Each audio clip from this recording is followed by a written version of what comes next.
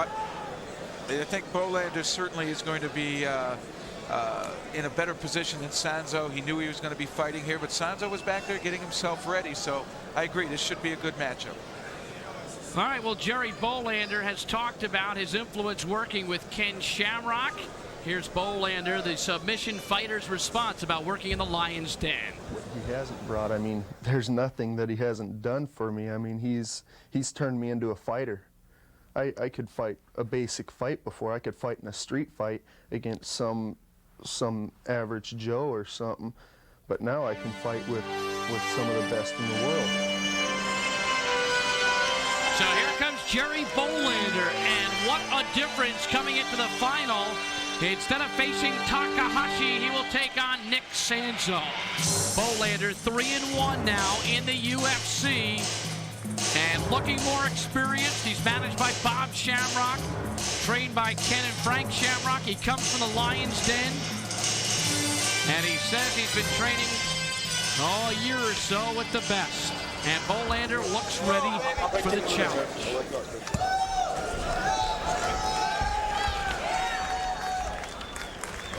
So Jerry Bohlander from Livermore, California. Nope. All right, good luck. You fight raised smart, in Great Falls, Montana. Same thing. Born in Norfolk, Virginia. His opponent, Nick Sanzo. We asked him about being an alternate, and Sanzo knows as an alternate, you must always be ready. I think the whole time you should be prepared to be going into the main draw, right into the finals, especially with the four-man tournament. You should expect to go into the finals. If you look at the history of the fighters that are fighting, many of them have fought wars, and not because of injuries, but just because of fatigue of not being able to finish. They have great fighters fighting in this under 200-pound weight class. They could easily eliminate each other. So I think you should just consider yourself, if you win your match, you should be ready to go into the finals. Here comes Nick Sanzo from Niskayuna, New York. Jeff, up in your neck of the woods. Oh, right down the street from where I grew up and went to high school. Owns a dojo called the Grapplers Jiu-Jitsu over on Hamburg Street in Rotterdam outside of Schenectady. So it's good to see a hometown man out here showcasing his skills. He did great in his alternate fight.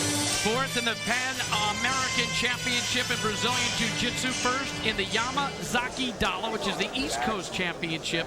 So Sanzo coming in as an alternate, replacing Takahashi, taking on Jerry Bohlander. And Ken Shamrock, your thoughts? The draw, and he looked good in his last fight.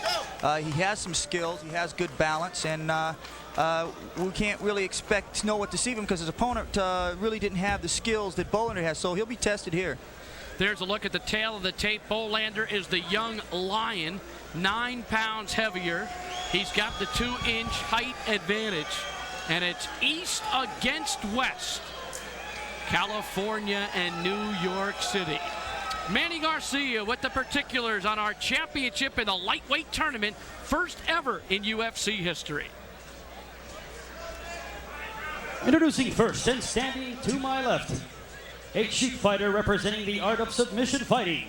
6 years of amateur wrestling and 3 years of submission fighting experience. He is 22 years old and stands 5 foot 11 inches, weighing in at 198 pounds. A UFC veteran with a record of 3-1 in the octagon. He won earlier in the evening by submission. Fighting out of the Lion's Den in Lockport, California, Jerry Bohlander.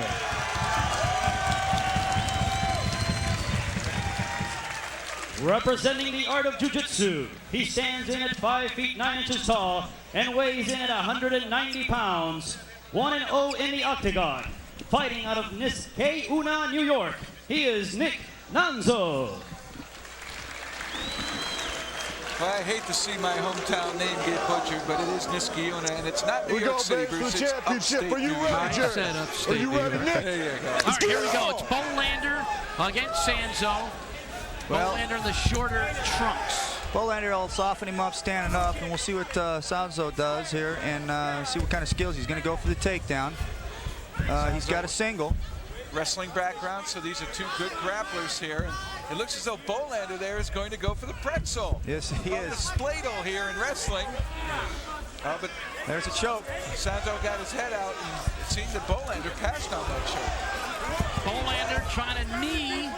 Bohlander will soften him up. You know, there's no hurry. The fight's going to be there, and he'll take his time and get him where he wants him, and he'll mount him. And there it is.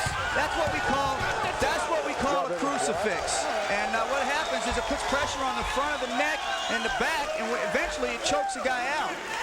So Jerry just learned that about 3 weeks ago in the dojo when we were grappling around, and he really liked that. So if he had the chance, he's going to use it. He got his chance. Bohlander. So Bohlander wins with the choke and a quick tap out, called a crucifix by his mentor Shamrock. And Bohlander, who had just waited for a division to open up with lightweights, has capitalized beautifully by winning the lightweight tournament. Watch this now. He'll throw him over, and as he throws him over, he's going to sink a double underhook. And this they use in wrestling, but instead of wrestling, you trap the head, you tie your hands up behind the head, and you'll push the head forward. Right there. That creates a lot of pain. And eventually you lose your breath and you go out. Many people don't realize pushing the chin to the chest is a form of choke. Yeah, well, you figure you can't breathe. Obviously, at that time, you're going to pass out. That's